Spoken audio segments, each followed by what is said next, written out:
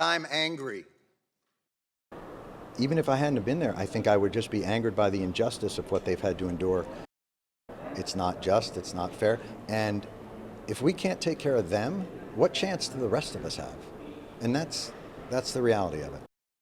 They're here to continue fighting for what's right.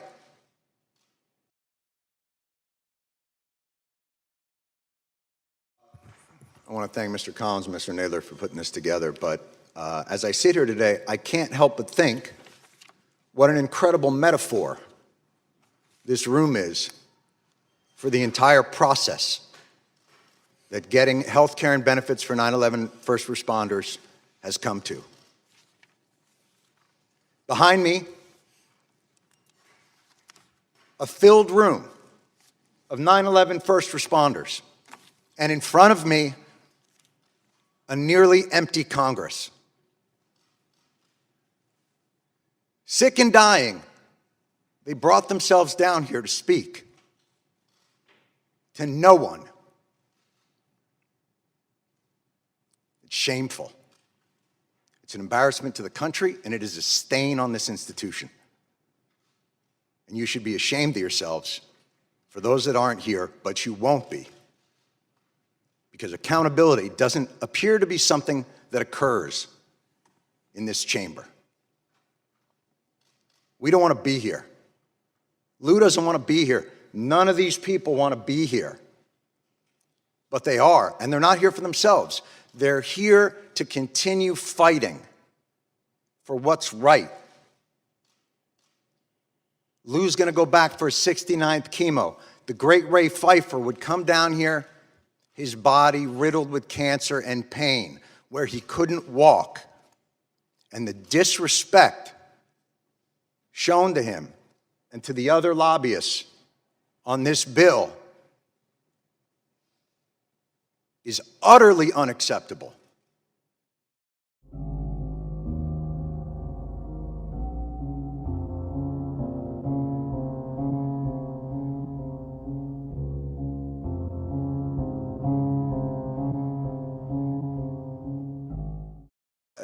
Another business card thrown our way as a way of shooing us away. Ray would say, "Calm down, Johnny, calm down. I got all the cards I need." And he would tap his pocket.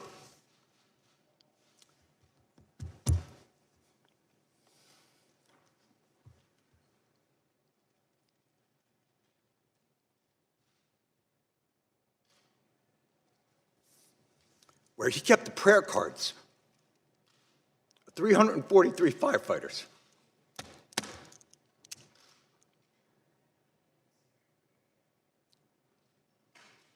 Hundreds died in an instant. Thousands more poured in to continue to fight for their brothers and sisters.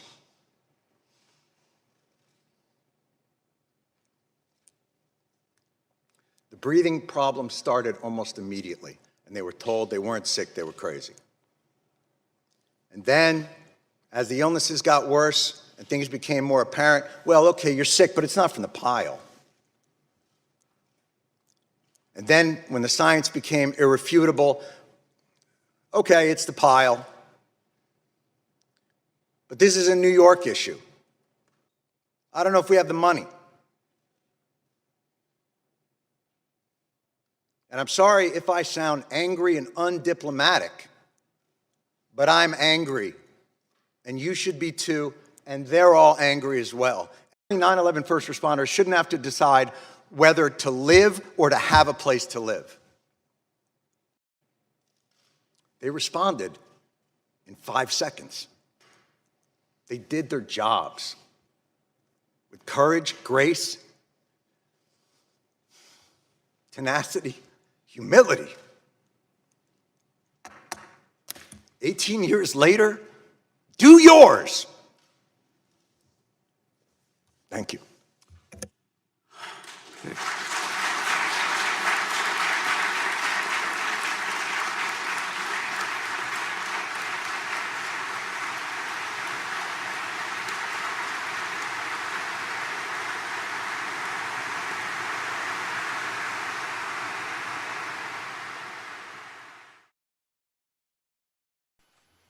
This is nonsense. You guys know it. I know it. There's no reason to have these conversations.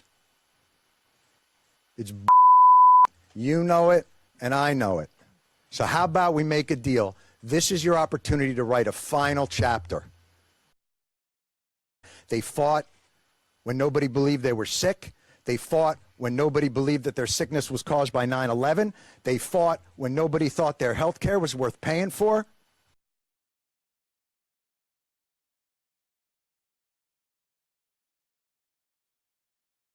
Unfortunately, in this country, as you know, you can be financially ruined by the health situation, and that's what was happening to them.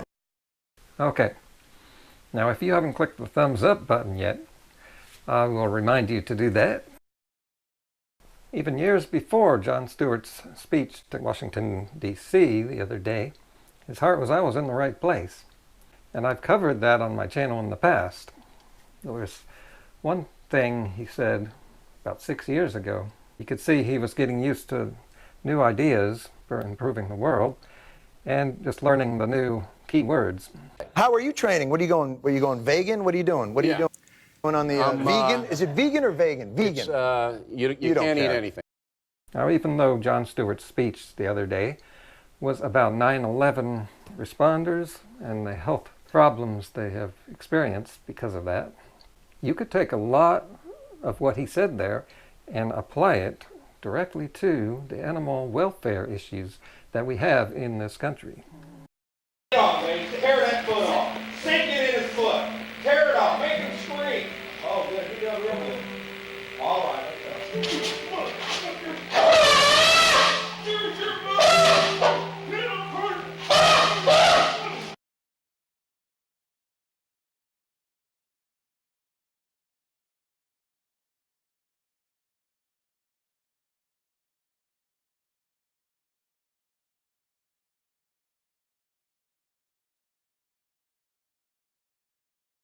both foot and boom! Right under that chin. Sit, and you better back up because his feet should be flying right behind you. Don't touch him. Hurt him. It's shameful. It's an embarrassment to the country. To make the hoods, they kill coyotes. I don't care. You know, I was like, I don't care. Ostrich underwear. I torture them in my apartment. I torture them in my apartment. I torture them in my apartment. Be angered by the injustice of what they've had to endure. Make him scream. But I'm angry. It's not just, it's not fair. And if we can't take care of them, what chance do the rest of us have? My guest tonight, he is the president and co-founder of Farm Sanctuary. His new book is called Living the Farm Sanctuary Life, the ultimate guide to eating mindfully, living longer, and feeling better every day. Please welcome to the program, Mr. Gene Bauer. Sir. Thank you for being here. Thank you. Thank you. I'm delighted to see you here. You guys do incredible work. Farm Sanctuary is an organization that works to protect farm animals from the cruelty of factory farming. Mm-hmm. So the Dietary Council just released that this vegan lifestyle is sort of the solution to so many of the issues that are going on in the world.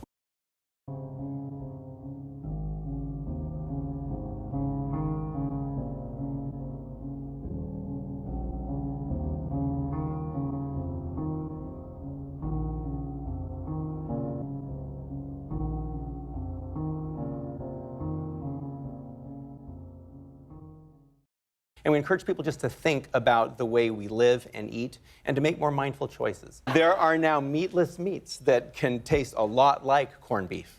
And yeah, they can. All right. Yeah, and they're getting better every year. And it's getting easier and easier than it's ever been. A very similar mouthfeel, a similar texture and taste. We could save 70% on healthcare costs if we shifted to a whole foods, plant-based diet in this country. Right. We could save so much in terms of resources, water, for example. Half of the water used in this country is used to raise animals for food.